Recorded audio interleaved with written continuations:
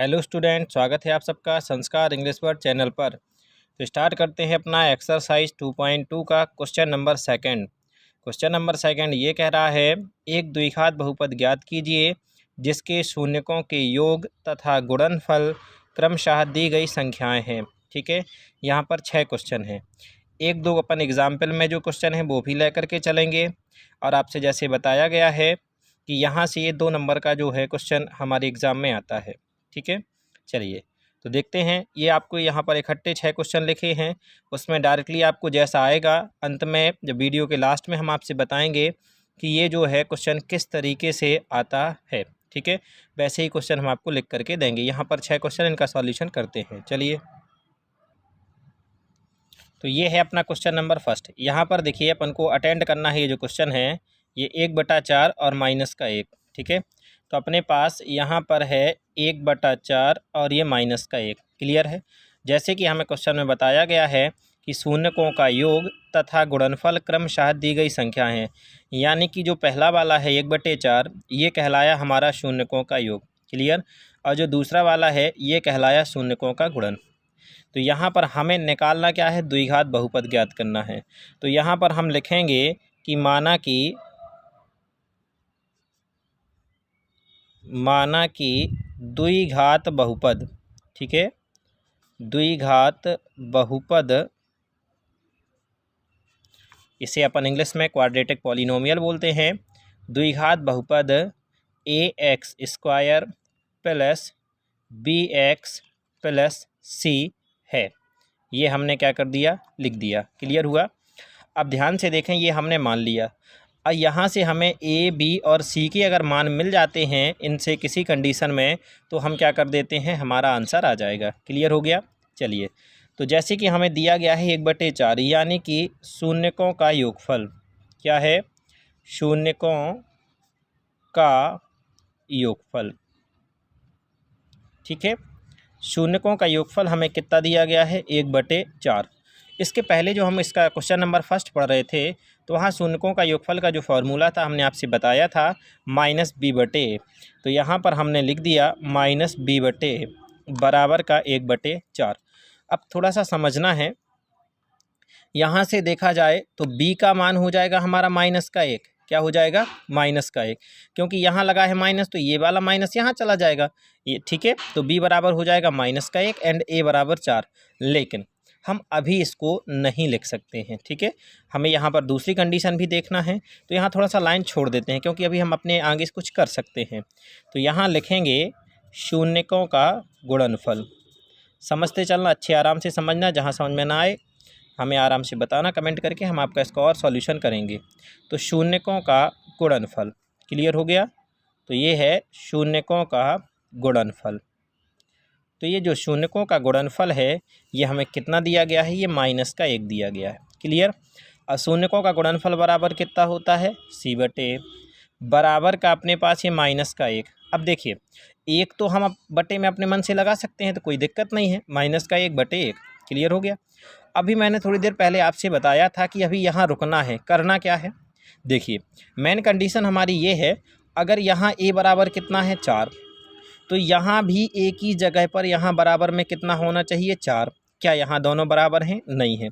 अब ध्यान से देखें, जब यहाँ 4 नहीं है, यहाँ 4 नहीं है और यहाँ है 4, तो यहाँ 4 हम क्या कर सकते हैं, बना सकते हैं। ठीक है, तो 4 बनाने के लिए अगर हम नीचे 4 का क्या कर देते हैं, गुणा कर देते हैं। क्लियर। तो 4 एकम 4 बन जाएगा कि नहीं बन जाएगा।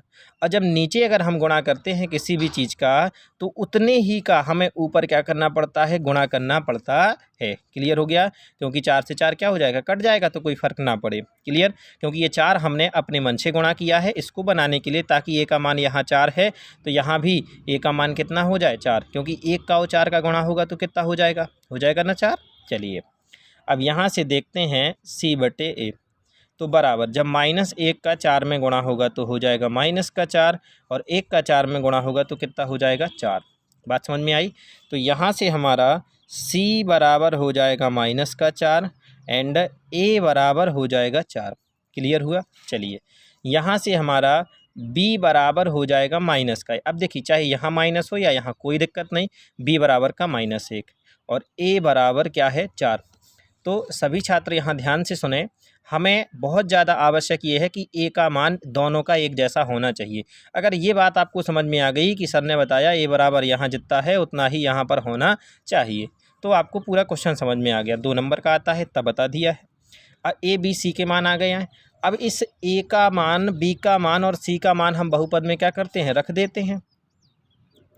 ए कॉमा बी कॉमा सी के मान द्विघात बहुपद में रखने पर,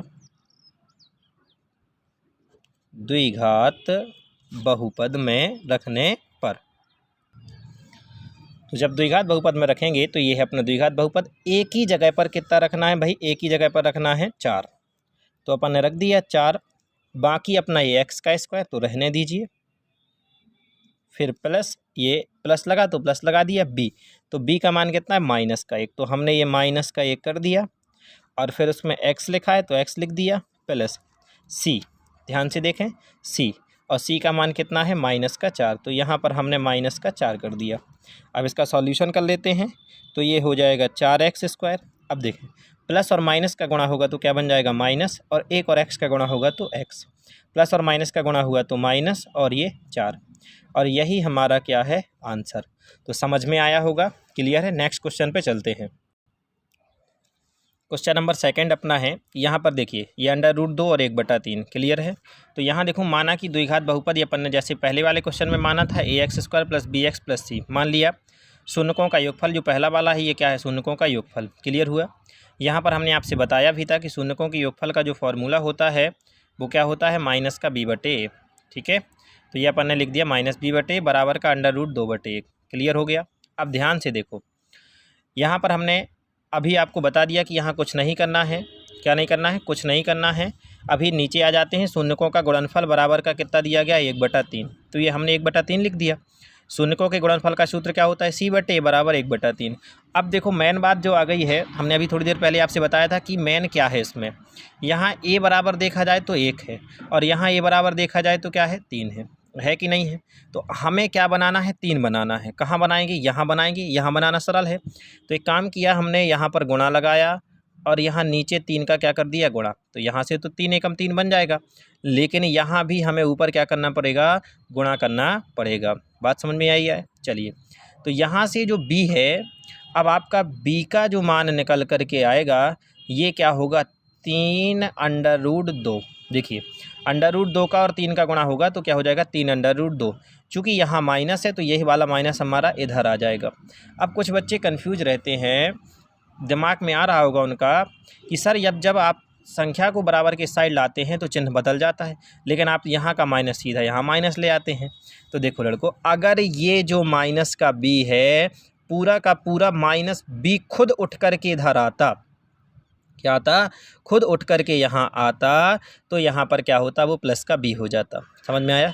लेकिन यहाँ पर b नहीं आ रहा, केवल चिन्ह है, तो चिन्ह इधर आएगा तो क्या हो जाता है, ज्यों का त्यों रहता है। समझ में आ गया ना। चलो, तो ये अपना माइनस का हो गया 3√2। अब दूसरा डाउट आपके दिमाग में ये होगा कि सर 3 दूनी 6 कर दो अंडर रूट के अंदर, तो अंडर रूट वाली संख्या का अंडर रूट वाली संख्या के अंदर गुणा होता है, ठीक है। अंडर रूट जो अंडर रूट है इसके अंदर 2 तो है लेकिन 3 नहीं है, इसीलिए इनका गुणा नहीं होगा। समझ में आ गया ना। अब 3 और 1 का गुणा होगा तो 3, तो यहाँ से हमें a बराबर क्या मिल गया, a बराबर 3 मिल गया कि नहीं मिल गया। यहाँ से हमें c बराबर क्या मिल गया 1, और a बराबर क्या मिल गया 3। बस यही तो खेल था, a का मान एक जैसा होना चाहिए। अब हम क्या करते हैं कि द्विघात जो बहुपद है उसमें हम a b c के मान रखते हैं। तो द्विघात बहुपद ये है तो a की जगह हम कितना रखेंगे 3, तो हमने रख दिया, ये हो गया अपना 3x² प्लस b की जगह हमें कितना रखना है, तो b की जगह रखना है -3√2, और यहाँ पर ये x लगा तो लगा दिया, प्लस c की जगह कितना रखना है 1। अब गुणा कर देते हैं तो ये हो जाएगा 3x² प्लस और माइनस का गुणा तो -3√2x और प्लस का 1। यही हमारा क्या है आंसर। क्लियर हो गया, समझ में आया कि नहीं आया। क्वेश्चन नंबर जो 3 है, इसमें देखिए इसका सॉल्यूशन करते हैं तो यहाँ 0 और √5, तो वही लिखेंगे माना कि द्विघात बहुपद ax² + bx + c है। शून्यकों का योगफल बराबर हमें कितना दिया गया है 0, और शून्यकों का योगफल बराबर होता है माइनस का b बटे a बराबर का ये हो जाएगा 0। एक अपने मन से बटे में कर सकते हैं। अब नेक्स्ट देखें थोड़ा सा, यहाँ पर आए तो यहाँ लिखा है शून्यकों का गुणनफल बराबर √5, ये होता है c बटे बराबर √5 और बटे का 1। क्लियर हो गया। तो यहाँ से भी नीचे 1 है और वहाँ भी 1 है कि नहीं है। और जब दोनों जगह ये बराबर है तो हमें कुछ करने की आवश्यकता नहीं है, तो सीधा सीधा हमारा c का मान हो जाएगा √5 और a का मान हो जाएगा कितना 1। और यहाँ से जो हमारा b का मान है, तो ये जो b का मान है ये क्या हो जाएगा, देखिए ये माइनस का b बराबर 0, यानी ये वाला माइनस अगर यहाँ आता भी है तो 0 में माइनस लगाने से कोई फ़र्क नहीं पड़ता है। यानी डायरेक्टली आपको बता दिया जाए तो b बराबर क्या हो जाएगा 0 और a बराबर क्या हो जाएगा 1। तो b बराबर 0 और a बराबर 1। क्लियर हो गया। अब हमें कुछ नहीं करना है, द्विघात बहुपद में मान रख देना है। तो यहाँ पर हम मान रखते हैं, स्टार्टिंग में रहता है a, तो a का मान तो है 1 और यहाँ पर रख दिया स्क्वायर, प्लस यहाँ रहता है b, तो b का मान तो 0 है लेकिन अभी अपन ने x लिख दिया, प्लस c का मान है अपने पास √5। ये हो जाएगा हमारे पास x², 0 का x में गुणा होगा तो कोई सब कुछ 0 हो जाएगा, प्लस का √5, और यही हमारा क्या हो जाएगा, आंसर हो जाएगा।